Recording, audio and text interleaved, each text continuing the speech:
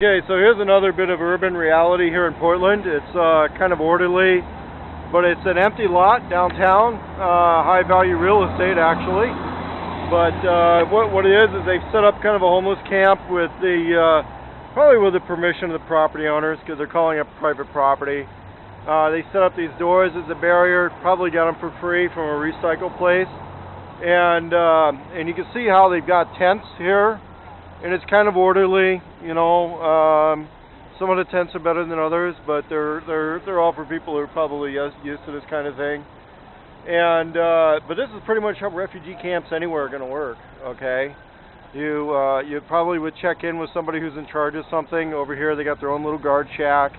Probably no weapons involved. You know, if somebody sneaks something in their backpack, that's their business. But nothing would ever be visible in a location like this. So if you're bugging out and you've got long guns, that's not going to work here, okay?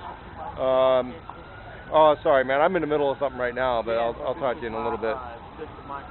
Oh, really? Oh, okay. So you say it doesn't have a tent. They could at least get out of the rain for a little bit, which is an issue here.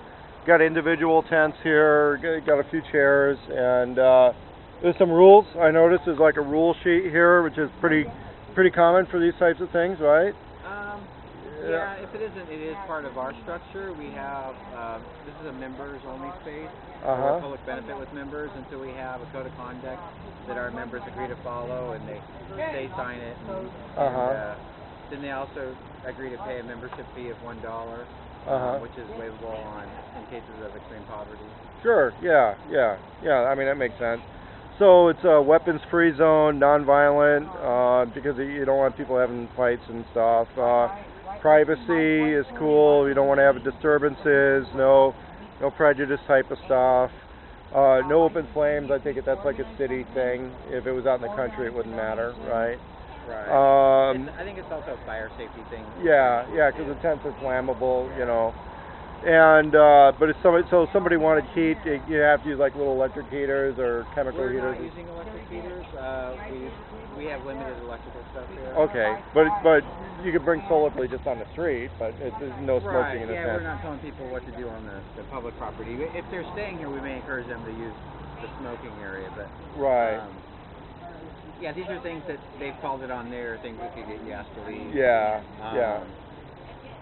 So and then you can kind of distribute and redistribute donated stuff and that sort of thing, and things that are appropriate to redistribute.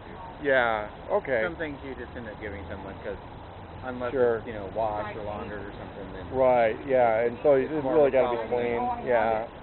Okay. Cool. Well, that's just a quick little intro to how these things go when they're kind of organized. Yeah, and.